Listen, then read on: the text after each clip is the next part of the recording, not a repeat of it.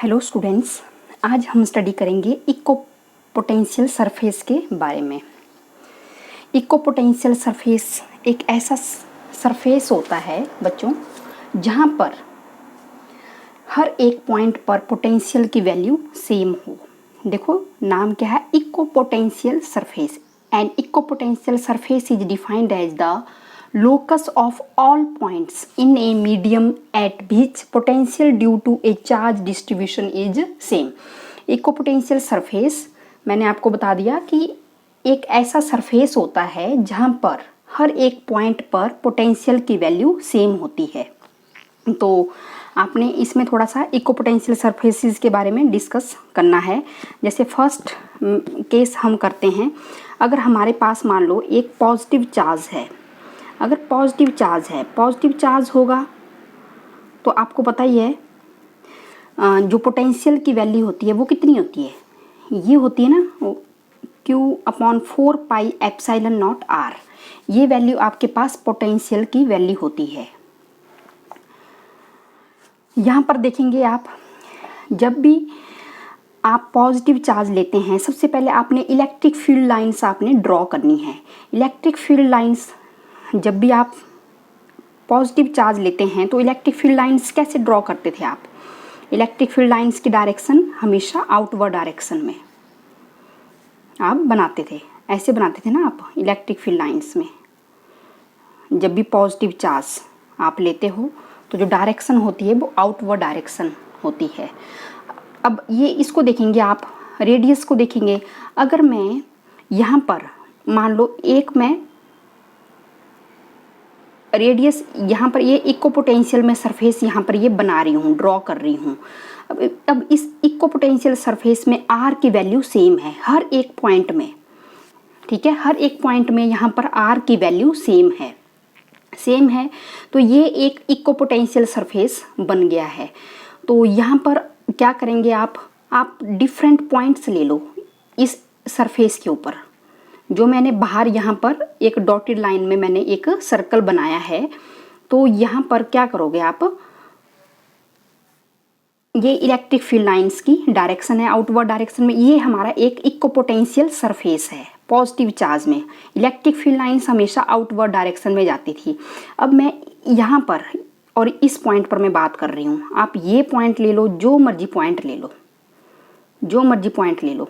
यहाँ पर जो पोटेंशियल एक पॉइंट में होगा, जैसे यहाँ पर ये पोटेंशियल ए है तो potential A is equal to potential B. ये पोटेंशियल, ये बी पॉइंट है, ये सी पॉइंट है, ये डी पॉइंट है, ई पॉइंट है, एफ ले लो, जितने मर्जी पॉइंट्स ले लो। हर एक पॉइंट्स पर जो पोटेंशियल होगा वो हमेशा सेम रहेगा एक इक्विपोटेंशियल सरफेस में। तो फॉर एग्जांपल के लिए ये जो यहाँ पर जो पोटेंशियल है, मान लो ये 20 वोल्ट है, तो हर एक पॉइंट में इस सरफेस में ये सारी वैल्यू 20 वोल्ट ही होगी। हर एक पूरे इस ये जो डॉटेड लाइन में मैंने यहाँ पर एक जो सरफेस आपने ड्रॉ किया है, तो इसे आप बोलोगे इक्विपोटेंशियल सरफेस। एक ऐसा सरफेस जहाँ पर हर एक पॉइंट पर पोटेंशियल की वैल्यू सेम हो। जितने भी आप पॉइंट्स यहाँ पर लोगे वहाँ पर पोटेंशियल की वैल्यू क्या रहेगी, सेम। वैसे ही नेक्स्ट मैं एक और सर्कल, ऐसे ही आर की वैल्यू अब क्या हो जाएगी, अब मैं सेकंड यहाँ पर स्फीयर में ड्रॉ कर रही हूँ तो आर की वैल्यू डिफरेंट हो जाएगी। तो यहाँ पर ये सेकंड इक्विपोटेंशियल सरफेस है। यहाँ देखो रेडियस आपका चेंज हो गया। अब ये बाहर वाला सरफेस आ गया है इक्विपोटेंशियल सरफेस, ये अंदर वाला था, ये बाहर वाला। तो यहाँ पर जो पोटेंशियल की वैल्यू होगी वो 20 वोल्ट नहीं होगी, ठीक है। वो कितनी होगी, जैसे फॉर एग्जांपल के लिए मैं मान लूँ ये 15 वोल्ट है, तो हर एक पॉइंट पर, इसके हर एक पॉइंट पर जो बाहर वाला आप ले रहे हो, जैसे मान लो ये सी पॉइंट ले लो, ये डी पॉइंट ले लो, तो जो बाहर वाला जो सरफेस है इसके पूरे सरफेस के ऊपर जो पोटेंशियल की वैल्यू रहेगी वो हर एक पॉइंट पर सेम रहेगी। आप यहाँ पर ले लो, इस पॉइंट पर ले लो, इस पॉइंट पर ले लो, इस पॉइंट पर ले लो, तो वो सेम रहेगी। तो ये पॉजिटिव के केस में आपने ऐसे आपने बताना है कि जो इक्विपोटेंशियल जो सरफेस होता है उसमें पोटेंशियल की वैल्यू, एक ऐसा सरफेस होता है जहाँ पर हर एक पॉइंट पर पोटेंशियल की वैल्यू सेम हो, उसे आप इक्विपोटेंशियल सरफेस बोलते हो। और आप और भी इसमें ड्रॉ कर सकते हो स्फीयर बाहर को। तो वैसे ही अगर मैं यहाँ पर आर की वैल्यू क्या हो रही है, हर एक केस में डिफरेंट वैल्यू हो रही है, तो पोटेंशियल भी क्या होगा, डिफरेंट। ठीक है, पोटेंशियल भी आपका ये क्या वैल्यू होगी, आर अगर चेंज हो रहा है तो पोटेंशियल भी आपका चेंज होगा। अब मैं इसकी बात कर रही हूँ तो यहाँ पर भी पोटेंशियल की वैल्यू क्या रहेगी, बिल्कुल सेम रहेगी हर एक पॉइंट पर, लेकिन अंदर अलग रहेगी। इस वाले सरफेस पर अलग रहेगी वैल्यू, इस वाले सरफेस पर अलग रहेगी। लेकिन आपने ये पहले वाला इक्विपोटेंशियल सरफेस है, यहाँ पर हर एक पॉइंट पर पोटेंशियल की वैल्यू सेम। ये दूसरे वाला इक्विपोटेंशियल सरफेस आपने बनाया है, यहाँ पर पोटेंशियल की वैल्यू हर एक पॉइंट पर सेम रहेगी। और ये आपने थर्ड बना दिया है बाहर के लिए, तो यहाँ पर पोटेंशियल की वैल्यू हर एक पॉइंट पर सेम रहेगी, लेकिन वो अंदर वाले पोटेंशियल के सरफेस से डिफरेंट होगी। जैसे जैसे आर आपका इंक्रीज हो रहा है, तो वैल्यू पोटेंशियल की वैल्यू भी डिफरेंट होगी। यहाँ पर आप देखेंगे V is equal to q upon 4πε0 r. तो ये आपको पता होना चाहिए। जो पोटेंशियल होगा, द पोटेंशियल, इसको मैं पेन कहाँ, चलो इसी पेन से मैं लिख लेती हूँ। The potential on A spherical, the potential on a spherical surface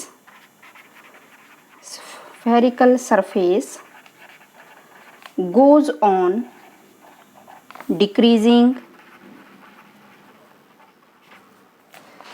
as the radius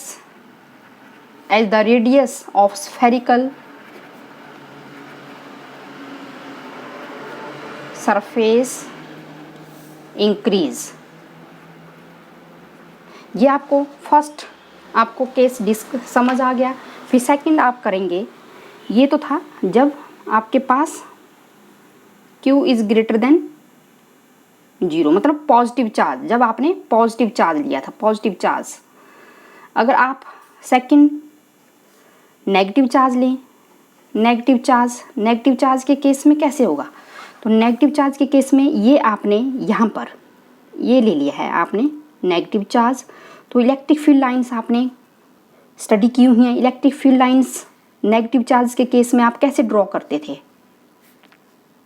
ऐसे आप बना लेंगे इलेक्ट्रिक फील्ड लाइंस।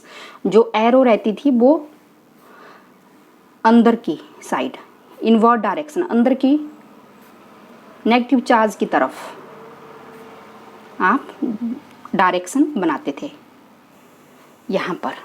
अब ये आपको सब कुछ क्लियर हो गया है। फिर उसके बाद आपने क्या करना है, नेगेटिव चार्ज के केस में आपने इक्विपोटेंशियल सरफेस आपने ड्रॉ करने हैं। तो ये आपके पास फर्स्ट इक्विपोटेंशियल सरफेस होगा, ये आपके पास सेकंड इक्विपोटेंशियल सरफेस होगा, वैसे ये थर्ड होगा इक्विपोटेंशियल सरफेस। ऐसे बनाओगे ना आप ये इक्विपोटेंशियल सरफेस, और ये बाहर के लिए ऐसे आप। अब जो पोटेंशियल की वैल्यू होगी वो हर एक पॉइंट पर जो इक्विपोटेंशियल सरफेस आप लेंगे, जैसे मैं अंदर वाला ले रही हूँ तो पूरा लेना है इसको पूरा, तो यहाँ पर पोटेंशियल की वैल्यू हर एक पॉइंट पर सेम रहेगी। वैसे ही सेकंड वाला इक्विपोटेंशियल लेंगे, अगर 10 वोल्ट है तो 10 वोल्ट की वैल्यू सेकंड वाले इक्विपोटेंशियल सरफेस में पूरे हर एक पॉइंट पर सेम रहेगी। अगर थर्ड वाला लूँगी मैं तो थर्ड वाले में भी आपके पास मान लो ये आपके पास आप और वैल्यू ले लो, कोई 8 वोल्ट ले लो, तो 8 वोल्ट हर एक पॉइंट पर इक्विपोटेंशियल सरफेस की वैल्यू, यहाँ पर पोटेंशियल की वैल्यू हर एक पॉइंट पर सेम रहेगी। वैसे आप यहाँ पर ले लो, ये मान लो 5 वोल्ट है, ऐसे एग्जाम्पल के लिए मैं मान रही हूँ, ये मान लो 5 वोल्ट है, तो हर एक पॉइंट पर ये जो बाहर वाला इक्विपोटेंशियल सरफेस है, यहाँ पर पोटेंशियल की वैल्यू हर एक पॉइंट पर 5 वोल्ट ही होगी। तो ये यहाँ तक आपको समझ आ गया होगा। फिर थर्ड आप केस करेंगे, ये सेकंड केस था। तो थर्ड में आपने बता देना है। अगर आपने इस केस में डाइपोल ले लेंगे, अगर फॉर ए डाइपोल, अगर आप डाइपोल आप लेते हो तो उस केस में आपने कैसे बनाना है। अब डाइपोल भी आपको पता ही है, डाइपोल जब भी आप बनाते हो तो एक आपने पॉजिटिव चार्ज ले लेना है और एक आपने नेगेटिव चार्ज, ये नेगेटिव चार्ज। तो जो इलेक्ट्रिक फील्ड जो लाइंस होंगी पहले वो आप ड्रॉ कर लेंगे। जो इलेक्ट्रिक फील्ड लाइंस होती हैं ऐसे आपने ड्रॉ कर लेनी है डाइपोल के केस में।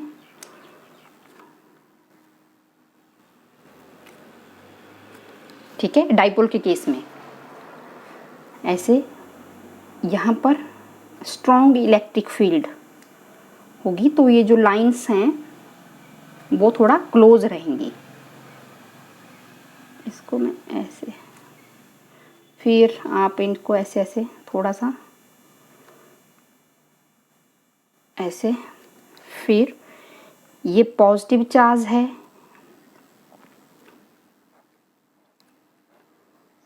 ऐसे आपने इसको ड्रॉ कर लेना है।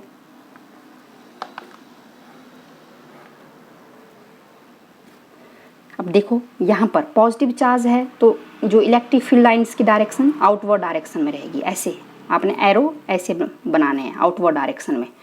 अगर नेगेटिव चार्ज है तो डायरेक्शन अंदर की तरफ रहेगी, यहाँ पर ऐसे अंदर की तरफ ऐसे आपने डायरेक्शन बतानी है। अब यहाँ पर आपने इक्को पोटेंशियल सरफेस आपने बनाने हैं डाइपोल के केस में। इक्को पोटेंशियल सरफेस जब आप यहाँ पर बनाओगे तो देखो जहाँ पर स्ट्रॉन्ग इलेक्ट्रिक फील्ड होगी वहाँ पर इक्को पोटेंशियल सरफेस क्लोज लाई करेंगे। जैसे ये है, यहाँ पर स्ट्रॉन्ग इलेक्ट्रिक फील्ड है तो ये बिल्कुल क्राउडेड आप बनाओगे और आगे ये यहाँ पर डिस्टेंस थोड़ा दूर दूर हो जाएगी। ये इक्को पोटेंशियल सरफेस यहाँ पर मैंने बहुत क्लोज बनाए हैं तो यहाँ पर स्ट्रॉन्ग इलेक्ट्रिक फील्ड है तो यहाँ पर ये बिल्कुल क्लोज ऐसे लाई करेंगे। अब यहाँ पर भी जैसे ये इक्को पोटेंशियल सरफेस में ड्रॉ कर रही हूँ, जहाँ वीक होगी वहाँ पर ये ऐसे आउटवर्ड डायरेक्शन में ऐसे बनेगा, जहाँ स्ट्रॉन्ग है ऐसे। तो ये एक इक्को पोटेंशियल सरफेस हो गया, ये दूसरा हो गया, ये तीसरा। तो ऐसे आप ड्रॉ करोगे डाइपोल के केस में। अगर आपके पास नेक्स्ट करते हैं फोर्थ केस, अगर आपके पास इक्वल चार्ज हो, फॉर इक्वल चार्ज के केस में कैसे करेंगे। जैसे मान लो मेरे पास एक पॉजिटिव चार्ज है और ये भी पॉजिटिव चार्ज है, तो पॉजिटिव चार्ज के केस में आपने कैसे बनाना है। पॉजिटिव चार्ज में आपको पता ही है, जैसे मैं इसको यहाँ पर ड्रॉ कर रही हूँ, इलेक्ट्रिक फील्ड लाइंस आप बना दोगे। तो पॉजिटिव के केस में आउटवर्ड डायरेक्शन में पता है आपको, electric field lines outward direction में आप ड्रॉ करोगे।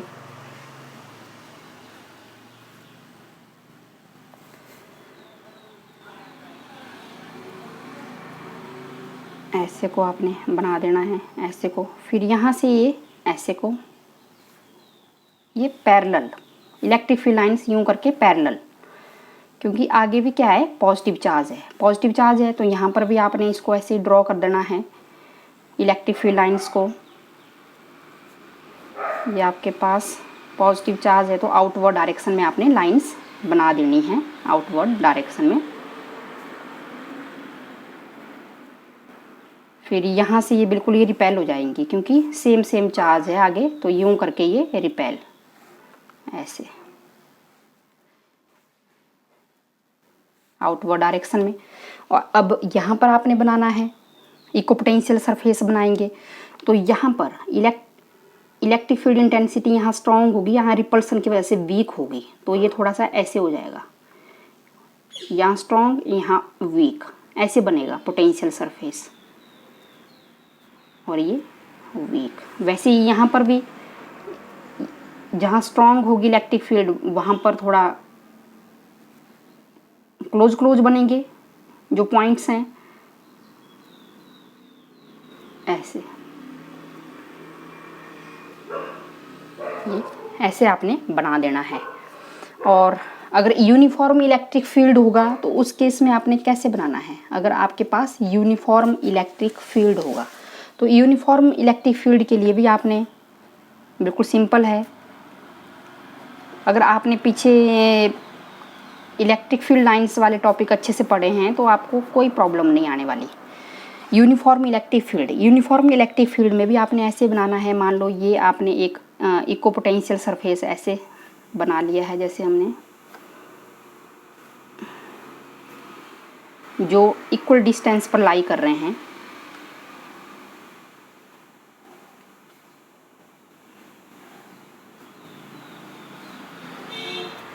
ऐसे आप बना लेंगे और ये जो इलेक्ट्रिक फील्ड लाइंस होंगी वो आपने ऐसे ड्रॉ कर लेनी है, ऐसे।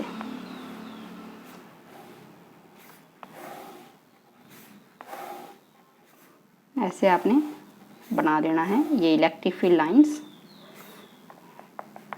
और जो चार्ज होगा यूनिफॉर्म के केस में वो कहाँ पर, जो प्लेन इक्विपोटेंशियल सरफेस आप बना रहे हो, जो सोर्स चार्ज होगा वो तो कहाँ लाई करेगा, इन्फिनिटी में। जैसे ये 1 है और ये सेकंड है और ये थर्ड है, ये तीनों क्या है, इक्विपोटेंशियल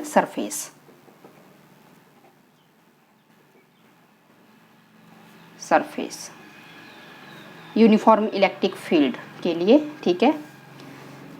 तो ये बिल्कुल इसके राइट एंगल की फॉर्म में बन रहे हैं और ये तीनों आपकी इक्विपोटेंशियल सरफेस है। जहाँ स्ट्रॉन्ग इलेक्ट्रिक फील्ड होगी वहाँ पर प्लेन क्लोज होंगे और जहाँ वीक होगी वहाँ पर थोड़ा डिस्टेंस पर लाई करेंगे वीक इलेक्ट्रिक फील्ड के लिए। तो ये आपने थोड़ा सा इसको आपने स्टडी करना है। ये थोड़ी सी इसके इक्विपोटेंशियल सरफेस के बारे में आपने डिस्कस किया, तो बिल्कुल इजी टॉपिक है। वैसे ही अभी आपने इसकी प्रॉपर्टीज़ के बारे में स्टडी करना है कि प्रॉपर्टीज़ क्या हैं इक्विपोटेंशियल सरफेस की। तो वो फर्स्ट जो प्रॉपर्टी है आपके पास इक्विपोटेंशियल सरफेस की वो ये है, no work is done in moving a test charge from one point to another on an equipotential surface. ठीक है, no work is done in moving a test charge from one point to another on equipotential surface. तो क्या करना है आपने, एक equipotential surface आपने लेना है। जैसे मैं ये ले रही हूँ, मान लो ये कोई इक्विपोटेंशियल सरफेस है, ये इक्विपोटेंशियल सरफेस है।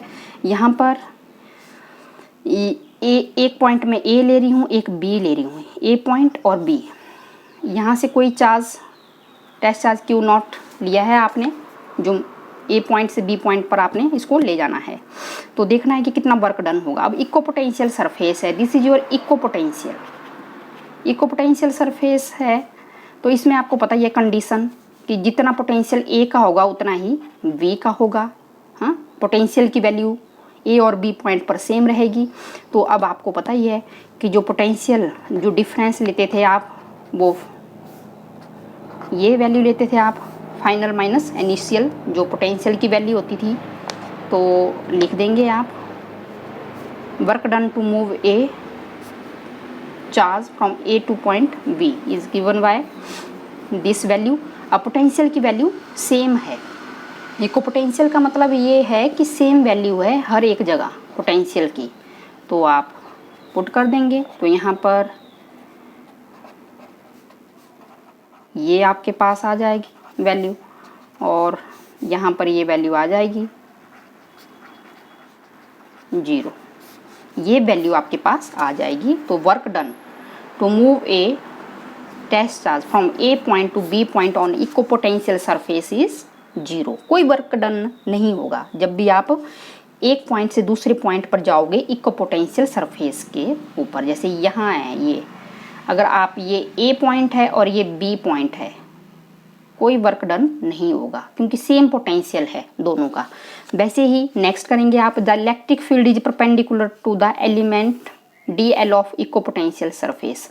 जैसे आपने ये यहाँ पर एक पॉजिटिव चार्ज आपने लिया है, जो आपने इलेक्ट्रिक फील्ड लाइंस आपने ऐसे ड्रॉ की थी।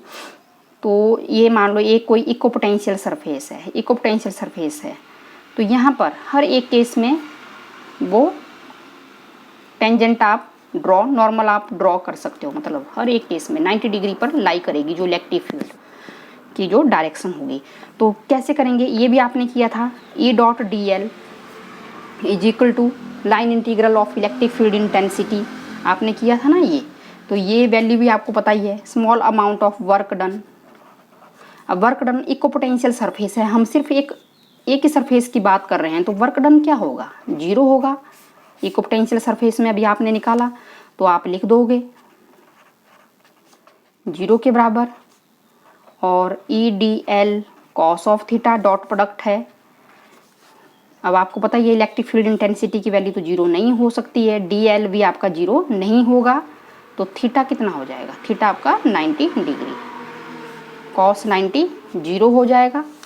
तो यहाँ पर आप लिख दोगे कि E is perpendicular to D L.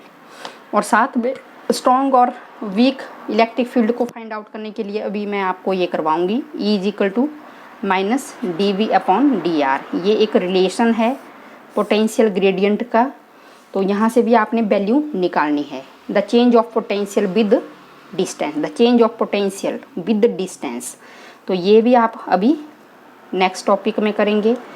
तो यहाँ से ये वैल्यू ये आ जाएगी, मतलब जो डी आर की वैल्यू आ रही है वो इन्वर्सली आ रही है ये इलेक्ट्रिक फील्ड के। अभी आप निकालेंगे ये the change in potential with distance. अगर आपके पास स्ट्रॉन्ग इलेक्ट्रिक फील्ड होगी तो डी आर बिल्कुल क्या होगा, स्मॉल होगा, इन्वर्सली है ना, इन्वर्सली। तो जो इक्को पोटेंशियल के बीच में जो सेपरेशन होगा ना, सेपरेशन ऑफ इक्को potential surface will be smaller, ठीक है। जो इक्को पोटेंशियल सरफेस होंगे वो बहुत क्लोज होंगे जहाँ पर स्ट्रॉन्ग इलेक्ट्रिक फील्ड होगी। जो इक्को पोटेंशियल सरफेस होंगे वो बहुत ज़्यादा क्लोज होंगे, किस केस में, जहाँ पर स्ट्रॉन्ग इलेक्ट्रिक फील्ड। देखो यहाँ पर मैंने अभी आपको डायग्राम बताया था कि जहाँ पर स्ट्रॉन्ग इलेक्ट्रिक फील्ड है वहाँ पर जो लाइंस हैं वो बिल्कुल क्या हैं, क्लोज हैं इक्को पोटेंशियल सरफेस में। जहाँ स्ट्रॉन्ग इलेक्ट्रिक फील्ड होगी, जहाँ स्ट्रॉन्ग इलेक्ट्रिक फील्ड होगी वहाँ पर लाइंस कहाँ कैसी होंगी, क्लोज होंगी। तो ये अभी आपने इसमें डिस्कस किया है। नेक्स्ट आपके पास टू इक्को potential surfaces can not intersect. अब जो दो इक्को पोटेंशियल सरफेस हैं वो कभी भी इंटरसेक्ट नहीं कर सकते हैं, बिल्कुल सही बात है। अगर मान लो ये अगर ए एक इक्को पोटेंशियल सरफेस है और दूसरा भी इसको ऐसे इंटरसेक्ट कर रहा है, तो जहाँ पर जो इंटरसेक्ट करेंगे वहाँ पर एक ही पॉइंट पर दो वैल्यू निकल जाएंगी पोटेंशियल की, दो डिफरेंट वैल्यूज़ निकल जाएंगी पोटेंशियल की, ठीक है। तो ऐसा तो पॉसिबल हो ही नहीं सकता है। तो जो इक्को पोटेंशियल सरफेस हैं वो इंटरसेक्ट नहीं कर सकते हैं, ठीक है। There will be two values of the electric potential, there will be two values of electric potential. एक ही पॉइंट से,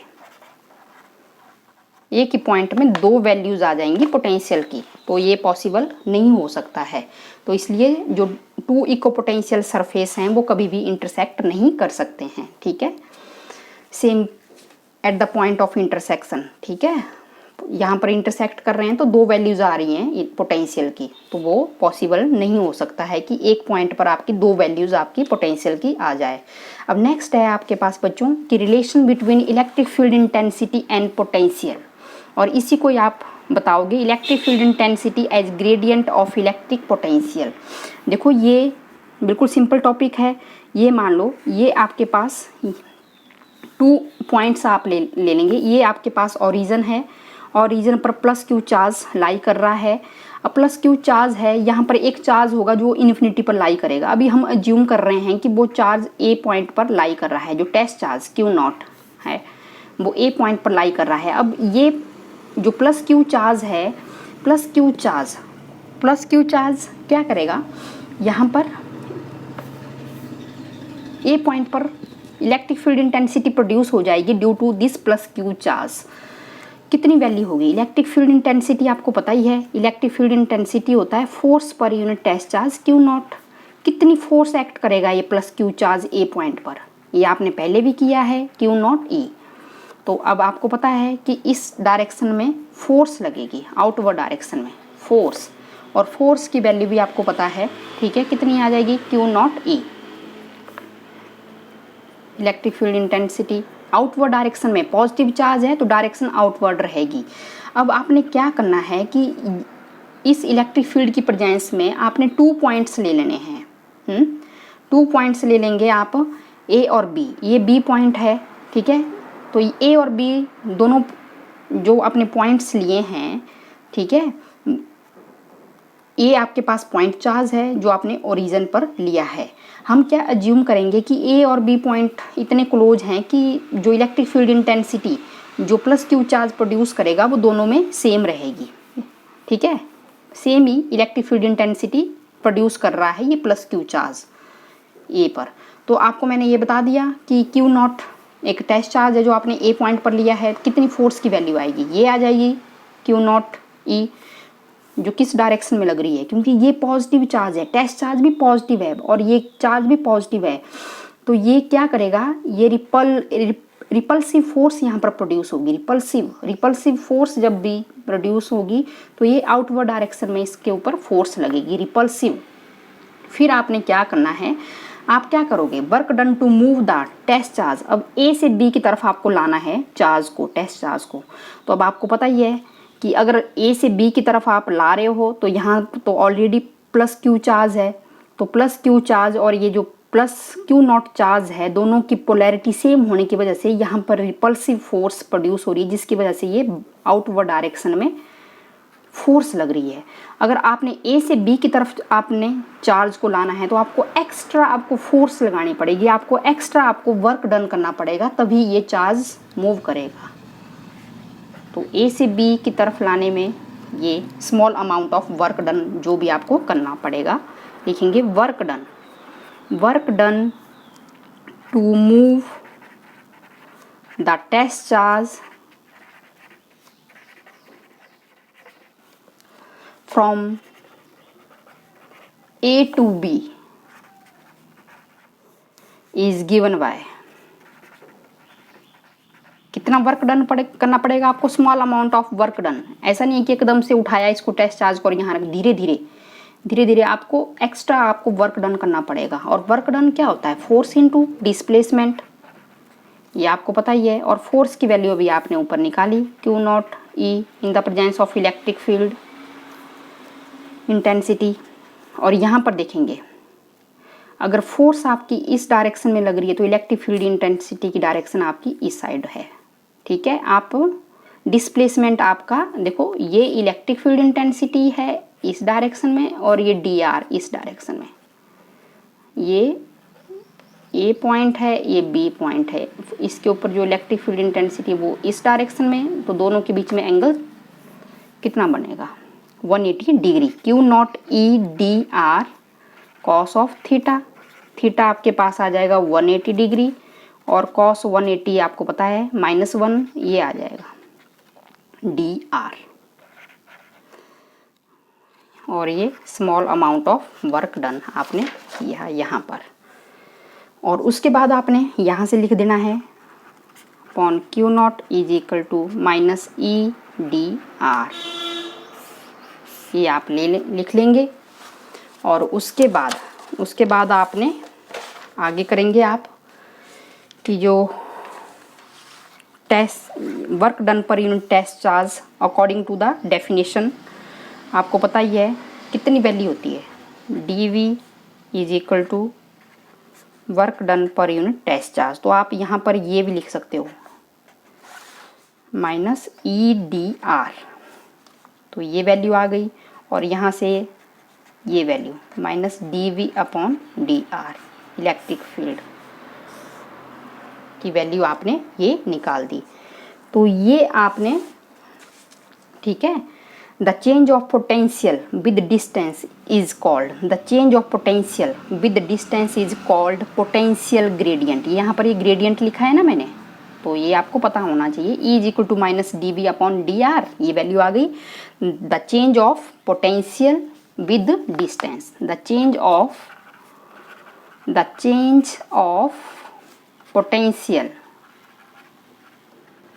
with distance is called potential gradient.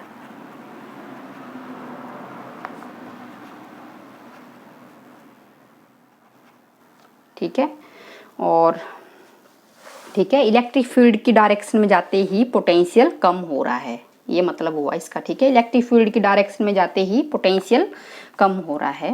बिल्कुल इजी टॉपिक है, बिल्कुल सिंपल टॉपिक है। अगर आपने पीछे वाले टॉपिक अगर आपने ध्यान से सुने हैं, समझे हैं, तो आपको बिल्कुल भी इसमें प्रॉब्लम नहीं आएगी।